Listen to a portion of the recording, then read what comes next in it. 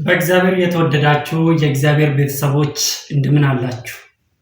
እግዚአብሔር ይመስገን ጠብቆን እስከዛሬ ድረስ እንድንቆይ ስለረዳን እጅግ አድርገን እናመሰግናለን።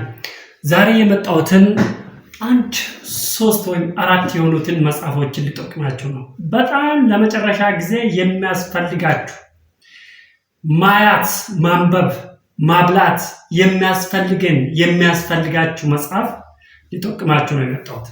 እነዚህ 4 መጽሐፎች ካገኛችሁ ለመጨረሻ ጊዜ ምንድነው የሚያስፈልገው? መጽሐፍ ቅዱስ ስለመጨረሻ ዘመን፣ ስለመጨረሻ ክስተቶች፣ ስለመጨረሻ የሚመጣ አደጋዎች እንዴት ነው የሚነግረን? በየትኛው መንገድ ነው ማምለጥ የምንችለው? እንዴት አድርገን ነው ማዘጋጃት የምንችለው የሚለው ነገሮች እነዚህ መጽሐፎች ቁልጭ አድርጎ በግልጽ ይነግሩናል። ስለዚህ እነዚህ መጽሐፎች ካገኛችሁ አንደኛና በጣም ምርጥ የሆነው መጽሐፍ ይህንን መጽሐፍ ገዝታችሁ እንድታነቡ በእግዚአብሔር ስም እጠይቃችኋለሁ። ምንድነው የምለው? የመጨረሻ ዘመን ክስተቶች ብዙ ነገሮችን እዚህ ውስጥ ታገኛላችሁ። መጨረሻ ዘመን ላይ የሚከሰቱት ምንድናቸው? አንድ በአንድ ታገኛላችሁ። እነዚህ እዚህ ውስጥ ያሉትን ነገሮች ማየት ከቻላችሁ እናንተ ለራሳችሁ ትዘጋጁና ሌሎችን ማዘጋጃት ትችላላችሁ። ይህንን የመጨረሻ ዘመን ክስተቶች የሚሉትን አንድ በአንድ ቁልጭ አድርጎ የሚያስቀምጥ መጽሐፍ ነው።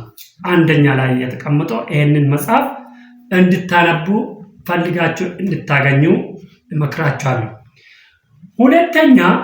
ሁለተኛ መጽሐፍ ለመጨረሻ አስጨናቂ ጊዜ ማዘጋጃት። ይህንን መጽሐፍ ይሄ የመጨረሻ ዘመን ክስተቶችን ማየት፣ የመጨረሻ ዘመን ክስተቶችን ከአየን በኋላ ምንድነው እዛ ክስተት ውስጥ ያለው? ምን አሉ እዛ ውስጥ? ይሄ መጽሐፍ ደግሞ ይነግረናል። ለመጨረሻ አስጨናቂ ጊዜ መዘጋጃት። እንዴት አድርገን ነው ማዘጋጃት የምንችለው? እንዴት ነው የምንዘጋጀው? እነዚህ የመጨረሻ ዘመን ክስተቶች የተባሉ የተቀመጡት ምንድናቸው? ከዛ በኋላ የሚያስጨንቅ ዘመን ይመጣል ይላል መጽሐፍ ቅዱስ።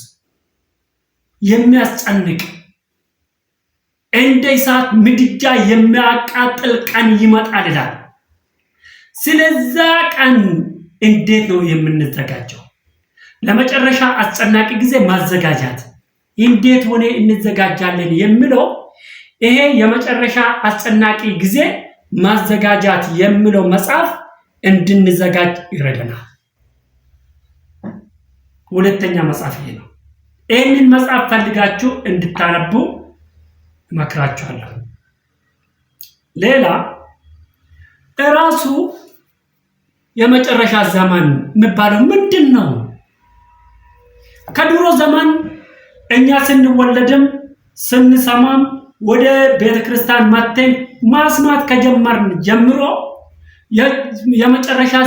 የመጨረሻ ዘመን ደርሷል፣ ይሄ የመጨረሻ ዘመን ነው። ሁሉም ሰው የተማረም ያልተማረም ሁሉም ይላል ይሄ የመጨረሻ ዘመን ነው ይላል። ምንድነው የመጨረሻ ዘመን? ይሄ መጽሐፍ ይነግረናል።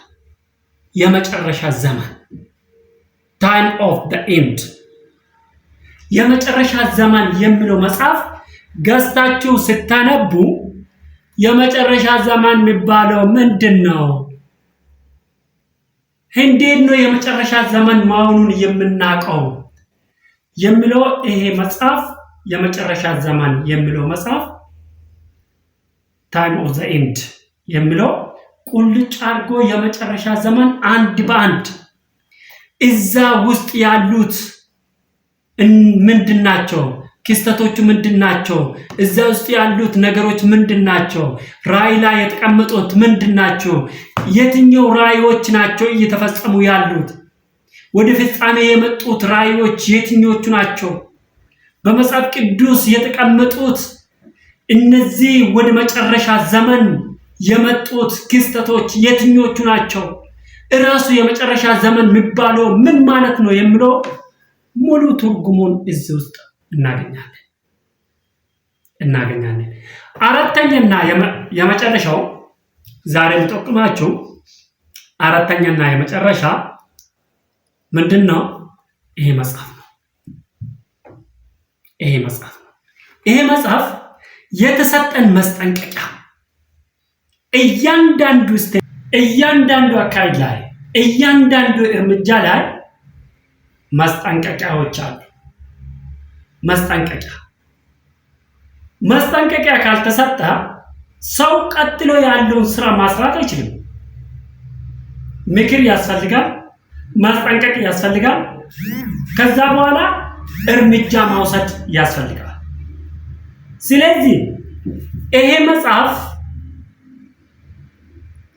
መጽሐፍ የተሰጠው መስጠንቀቂያ ትልቁ ተጋድሎ በፊታችን አለ። የእስራኤል ሕዝብ ቀይ ባህርን ከተሻገሩ በኋላ ምንድነው ከፊታቸው የነበረው? ከፊታቸው የነበረው ምን ነበር? ቀይ ባህር ካለፉ በኋላ ከተሻገሩ በኋላ እግዚአብሔር ቀይ ባህርን ካሻገራቸው በኋላ እነሱን የሚጠብቅ ትልቅ ተግዳሮት የሆነው ትልቅ ጋራ ሆኖ ፊት ለፊታቸው የነበረው ዮርዳኖስ ነበር። ዮርዳኖስ ዛሬም ዮርዳኖስ በፊታችን ይጠብቀናል። ይሄ ዮርዳኖስ እነሱ የተሻገሩት ዮርዳኖስ ሳይሆን አፍ ውስጥ ታገኛላችሁ። ይሄ ዮርዳኖስ የተባለው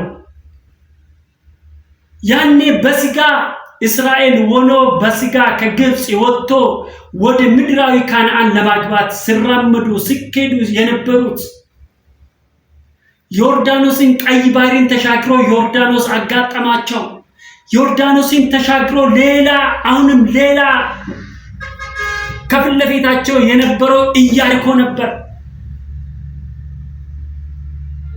በዚህ በእኛ ደግሞ ከፊታችን ያለው ዮርዳኖስና ከፊታችን የሚጠብቀን ኢያሪኮ ምን ይሁን? በስጋ የምንመለከተው እነዛ ዮርዳኖስና ኢያሪኮ የተሰራው በሰው እጅ የተሰራ ላይሆን ይችላል። ነገር ግን ኢያሪኮና ዮርዳኖስ ከፊታችን እንደሚጠብቀን የሚነግረን ይሄ መጽሐፍ የተሰጠን መስጠንቀቂያ ላይ ፎከስ አድርጋችሁ ካነበባችሁ፣ ፎከስ አድርጋችሁ ካያችሁ የመጨረሻ ዘመን ምን እንደሆነ እዚህ ውስጥ ታገኛላችሁ። በመጨረሻ ዘመን የእግዚአብሔርን ልጆች የሚፈታተን የነሱን እምነት እንዲክዱ፣ እንዲተው፣ እንዲለቁ የሚያደርጉት ምንድናቸው? አንድ በአንድ እዚህ ውስጥ ተቀምጧል። የሰይጣን ስትራቴጂ ምንድነው? ሰይጣን በየትኛው